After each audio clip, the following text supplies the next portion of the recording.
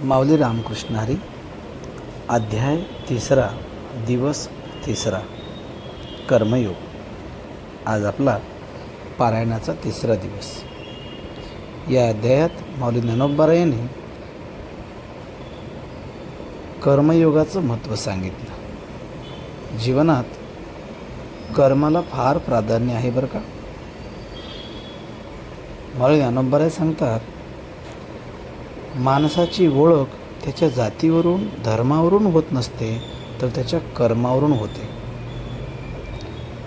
चांगल्या कर्माने आपल्याला संत होता येतं आणि वाईट कर्माने आपल्याला दुष्ट राक्षसही बनता येतं. मग तो आपला निर्णय आहे की आपण कर्म कोणते करायचे. जनकाला देहीच विधेयी होता आलं ते कर्माने. संतांना योग्यांना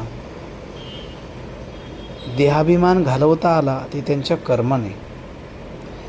कर्मेंद्रियाचं नियमन करणाराच खरा ज्ञानी असतो, हे माऊली ज्ञानोबा इथे सांगतात.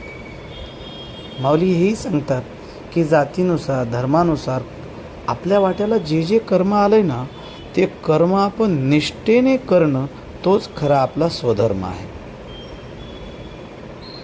बहुरुपयाचं सोंग घेऊन कर्म करणारे माऊलीला आवडत नाहीत. काही लोक मी काम करतोय हे दाखवण्याच्या फंदात असतात. माऊलीने त्याचा निषेध केला आणि सांगितलं, बाबा रे, तुम्ही कर्म करत आहे ते सांगूसुद्धा नका, तर तुम्ही कर्मरहित व्हा. कर्माला फक्त साक्षी राहा. मी करतो ह्या आविर्भाव आणूसुद्धा नका. फक्त तुमचं कर्म करत चला.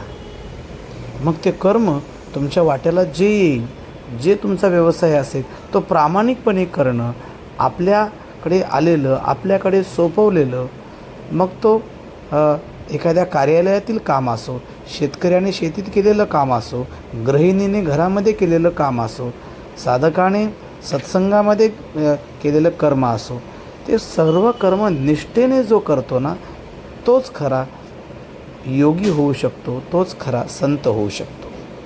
पण हे सगळ्यांना का होता येत नाही? याचं कारण षडरिपू आहेत, तेही माऊली सांगतात. विषय आपल्याला या कर्मापासून बाजूला करतो आणि विषयाच्या छंदाला लागून आपण इंद्रियाचा लाड पुरवतो आणि तिथेच आपला स्वधर्म बाजूला राहतो. आपली झोपडी आपल्याला कमी वाटते, दुसऱ्याची इमारत चांगली वाटते. पण मुळात माऊली सांगतात, बाबा रे, आपली हक्काची झोपडी ही आपल्या कामाची आहे. दुसऱ्याची 5 मजली इमारत आपल्या कामाची नाही आहे.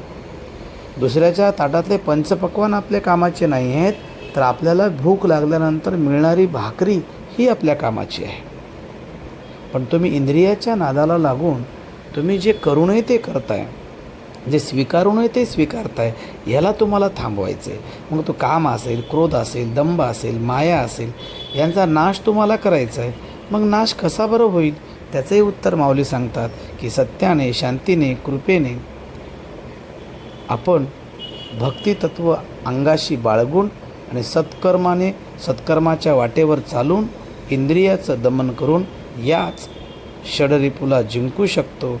जर आपण जिंकलं नाही किंवा त्यांची जर आपण त्याच वाटेवर चालत गेलो, तर निश्चित आपला अहितच आहे.